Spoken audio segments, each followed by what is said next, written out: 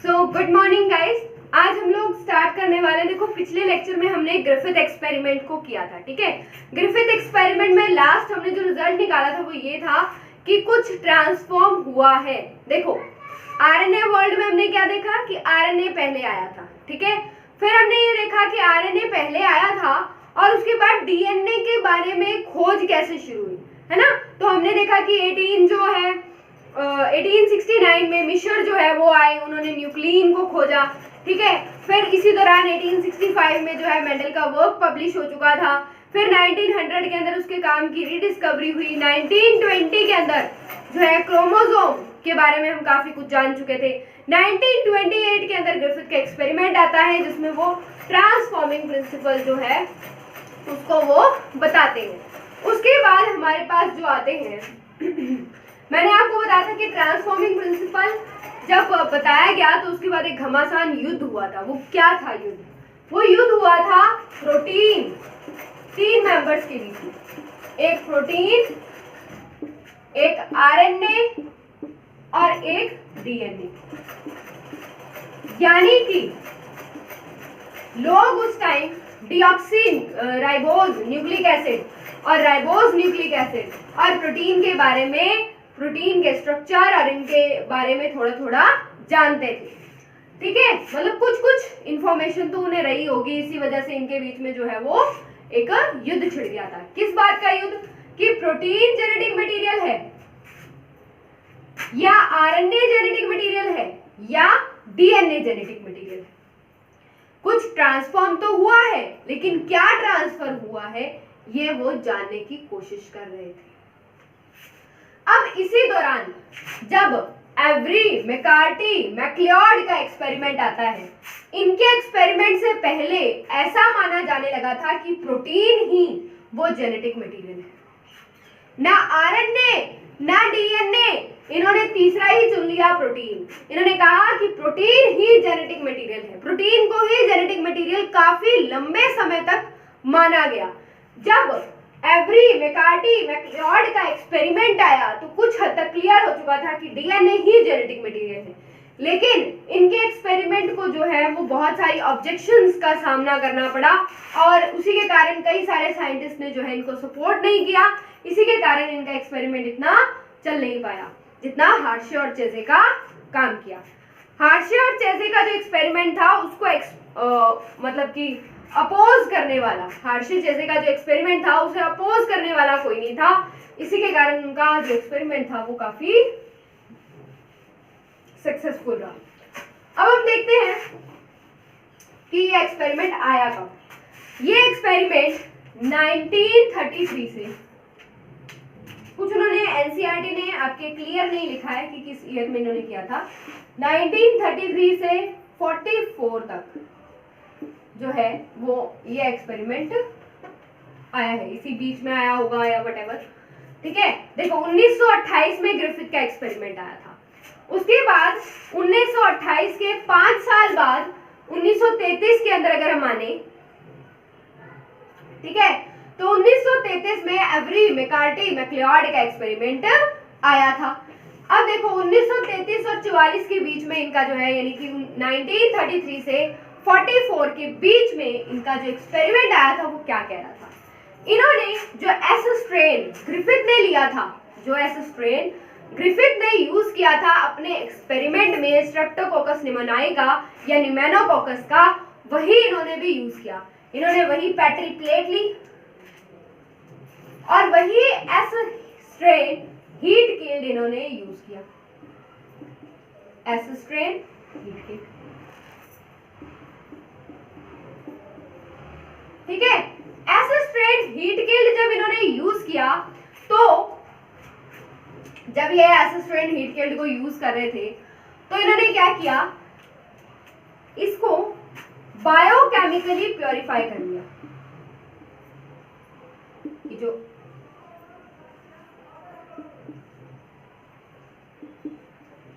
Biochemically purify करने का मतलब क्या है कि इसके अंदर जो भी आरएनए था, प्रोटीन था और जो डीएनए था उन्हें उन्होंने प्योरीफाई कर लिया। यानी कि इसके अलावा अब इसमें कुछ भी नहीं बचा, शेष नहीं बचा। ठीक है, तो ऐसे स्ट्रेन हीट के लिया, उसको बायोकेमिकली क्या कर लिया इन्होंने, प्योरीफाई कर लिया। उसमें क्या क्या रह गया, सिर्फ आरएनए, प्रोटीन और डीएनए। अब इन्होंने लिया आर स्ट्रेन और कुछ एंजाइम्स इन्होंने डाले थे। इनके एक्सपेरिमेंट में मेजर रोल एंजाइम्स का था। इन्होंने जो इनका जो एक्सपेरिमेंट टेक ऑन करता है वो सारा का सारा एंजाइम्स पर है जो इन्होंने डाले थे। ठीक है, तो इन्होंने क्या एंजाइम्स डाले थे उसको एक बार स्टडी कर लेते हैं। तो इन्होंने फिर आर स्ट्रेन, अब ये एस स्ट्रेन हीट किल्ड है, यही किया था ग्रिफिथ ने, और इसके साथ क्या डाला था, आर स्ट्रेन डाला था। तो वही इन्होंने किया, इन्होंने भी इसके साथ आर स्ट्रेन डाला। और उसके साथ, क्योंकि हम फर्स्ट स्टेप कर रहे हैं इनके एक्सपेरिमेंट का, इन्होंने कई सारे स्टेप किए होंगे बकायदा, जैसे ग्रिफिथ ने किए थे वैसे इन्होंने भी कई सारे एक्सपेरिमेंट किए होंगे। ठीक है, लेकिन हम इनके 3 स्टेप्स के अंदर इनके एक्सपेरिमेंट को स्टडी करते हैं। तो पहला स्टेप इनका ये है कि इन्होंने एस स्ट्रेन हीट के लिया, उसको बायोकेमिकली प्योरीफाई कर लिया, ये तो प्योरीफाइड है ही। इसके साथ इन्होंने आर स्ट्रेन डाला और एंजाइम डाले 2, कौन से, आरएनएज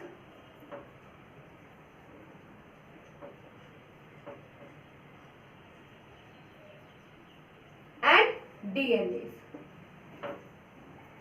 2 एंजाइम इन्होंने डाल दिए।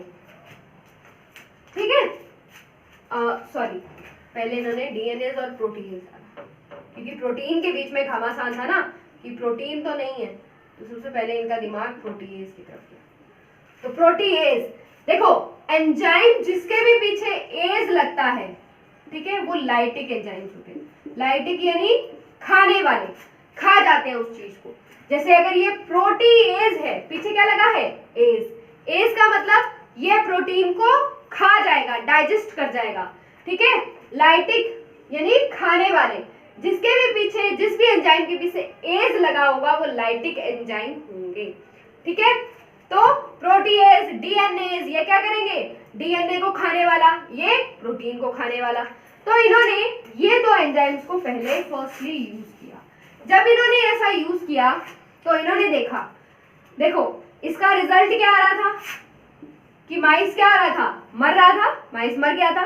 लेकिन जब इन्होंने ये एंजाइम्स डाले साथ में, ग्रिफिथ का एक्सपेरिमेंट इसीलिए मैंने डीपली और ब्रीफली डिस्कस किया था कि एस स्ट्रेन के अंदर जब आर स्ट्रेन डाला तो चूहा मर गया था। अब एस स्ट्रेन, अच्छा एस स्ट्रेन कौन सा लिया था, हीट किल्ड। अब देखो हीट किल्ड लिया है, मरा हुआ एस स्ट्रेन है और आर स्ट्रेन है, लेकिन उसके साथ 2 एंजाइम साथ में डाल दिए, प्रोटीएज और डीएनएज। प्रोटीएज और डीएनएज डालने के कारण हुआ क्या कि डीएनएज डाल दिया तो हमें तो पता है कि डीएनए डीएनए को खा जाएगा, है ना, प्रोटीन प्रोटीन को खा जाएगा, आरएनए बचा है। तो इन्होंने ये देखा कि क्या आरएनए तो नहीं ट्रांसफॉर्मिंग प्रिंसिपल। फर्स्ट जो स्टेप था उसमें इन्हें ये पता चल गया कि आरएनए ट्रांसफॉर्मिंग प्रिंसिपल है या नहीं। ठीक है, तो देखो एस स्ट्रेन में इन्होंने हीट किल्ड में आर स्ट्रेन डाला और 2 डाले इन्होंने क्या, 1 मिनट, यहाँ पे आरएनए सही लिखा था मैंने, आरएनए पहला हमने प्रोटीन को देखने के लिए किया था ना। हाँ, तो इन्होंने ये चेक किया कि प्रोटीन तो कहीं पर ट्रांसफॉर्मिंग प्रिंसिपल नहीं है, कहीं प्रोटीन तो वो ट्रांसफॉर्म करने वाला नहीं है। ठीक है, तो इन्होंने क्या किया, एस स्ट्रेन हीट किल्ड लिया, उसके साथ आर स्ट्रेन लिया, दोनों स्ट्रेन ले लिए, हीट किल्ड लिया, साथ में 2 एंजाइम डाल दिया, आरएनए जो आरएनए को खा जाएगा और डीएनए जो डीएनए को खा जाएगा। तो अब डीएनए गया, आरएनए गया, उनको तो ये दोनों खा गए एंजाइम, आरएनए को आरएनए खा गया, डीएनए को डीएनए खा गया, दोनों खा गए, तो बचा कौन, प्रोटीन। अब आना क्या चाहिए था, ये मरा होना चाहिए था अकॉर्डिंग टू ग्रिफिथ एक्सपेरिमेंट, लेकिन ये जिंदा रहा, चूहा बच गया, चूहा बच गया, चूहा जिंदा रहा। लेकिन ग्रिफिथ का एक्सपेरिमेंट तो क्या कहता था कि एस स्ट्रेन हीट किल्ड लिया और आर स्ट्रेन लिया तो ये मरना चाहिए, मरा था उसके एक्सपेरिमेंट में। जब इन्होंने ये एंजाइम लिए आरएनएज और डीएनएज तो ये चूहा जिंदा रहा, चूहा जिंदा रहा यानी कि कुछ तो ऐसा था जो ट्रांसफॉर्म कर रहा था, उसको ये दोनों एंजाइम्स मिलके खा गए। इसको क्या हुआ, ये दोनों एंजाइम मिलके खा गए। अब अगर ये खा गए दैट मीन्स प्रोटीन ट्रांसफॉर्म, यहाँ से सिद्ध होता है, यहाँ से जो है वो ये बात प्रूफ होती है कि protein is not a genetic material at all. Protein genetic material नहीं है। एक बार और इसको एक्सप्लेन करते हैं, ठीक है। देखो, जो एवरी मैकार्टी मैक्लियार्ड था, एक्सपेरिमेंट इनका 1933 से 44 के बीच में आया था। इन्होंने बहुत सारे स्टेप्स किए होंगे इस एक्सपेरिमेंट को एक्सप्लेन करने के लिए। हम इसको 3 जो है स्टेप्स के अंदर पढ़ते हैं। पहला स्टेप कि इन्होंने वही पेट्री प्लेट ली, उसमें वही एस स्ट्रेन को हीट किल्ड किया, साथ में इन्होंने आर स्ट्रेन डालने की कोशिश की। एस स्ट्रेन को इन्होंने बायोकेमिकली प्योरीफाई कर लिया, यानी कि उसमें आरएनए, प्रोटीन और डीएनए को इन्होंने प्योरीफाई कर लिया। अब इन्होंने साथ में कुछ एंजाइम्स डाले। इनका जो एक्सपेरिमेंट था वो एंजाइम बेस्ड था। तो एंजाइम इन्होंने कौन सा डाला पहले स्टेप में, आरएनएज और डीएनएज। क्यों? क्योंकि इनसे पहले, इनके एक्सपेरिमेंट से पहले प्रोटीन को जो है वो एज अ जेनेटिक मटेरियल माना जा रहा था। उसी बात को गलत सिद्ध करने के लिए इन्होंने आरएनए और डीएनए को खाने वाले 2 एंजाइम्स डाल दिए, यानी कि अब जो ट्रांसफॉर्म करने वाला अगर ट्रांसफॉर्म करेगा तो वो सिर्फ प्रोटीन बचा है, ठीक है। यानी कि तीनों में जिनमें घमासान युद्ध चल रहा था उसमें 2 को तो हम खा ही गए, ये तो गए, सिर्फ बचा प्रोटीन। अब अगर ये मरता है चूहा तो ये बात पता चल जाएगी कि हाँ प्रोटीन ही जेनेटिक मटेरियल है, और अगर ऐसा नहीं होता है तो ये बात पता चल जाएगी कि protein is not a genetic material. तो वही हुआ, चूहा जिंदा रहा, प्रोटीन जेनेटिक मटेरियल नहीं था, ये बात पता चल गई।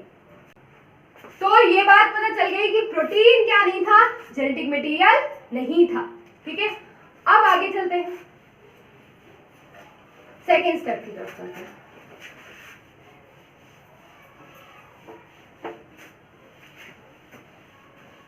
तो दूसरे स्टेप में इन्होंने क्या किया, वही एस स्ट्रेन लिया, हीट किल्ड लिया, बिल्कुल, उसके साथ वही आर स्ट्रेन डालने की कोशिश में रहे। हाँ, इन्होंने आर स्ट्रेन को डाला। अब इसके साथ इन्होंने जो एंजाइम डाले वो डाले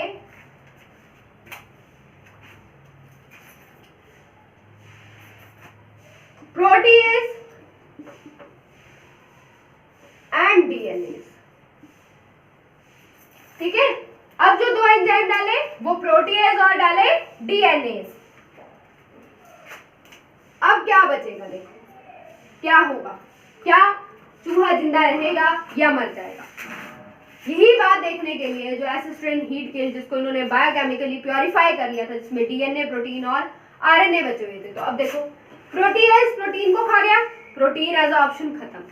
डीएनए डीएनए को खा गया, डीएनए भी खत्म। दोनों के दोनों अब नहीं है, वहां पर सिर्फ आरएनए बचा हुआ है।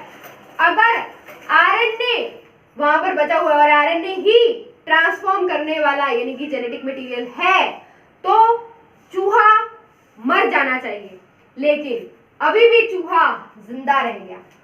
चूहे को मरना था लेकिन चूहा जिंदा रह गया।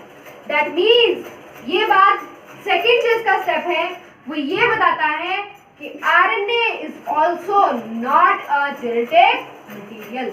आरएनए भी एक जेनेटिक मटीरियल नहीं है, ठीक है। अब तीसरा और सबसे इंपॉर्टेंट स्टेप, ठीक है, थर्ड स्टेप में क्या होता है।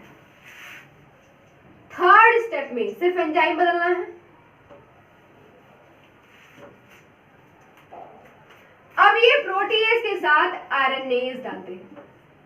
2 ऑप्शन खत्म हो गए, कौन कौन से, प्रोटीन और आरएनए, है ना। प्रोटीन को प्रोटीएज खा गया, आरएनए को आरएनएज खा गया, बचा कौन, डीएनए।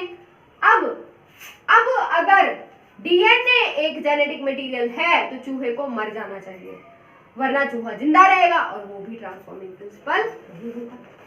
तो जब इन्होंने ऐसा किया तो चूहा मर गया, चूहा डाइज, ठीक है। चूहे के मरते ही ये बात इन्होंने सिद्ध करी कि yes, DNA is a genetic material.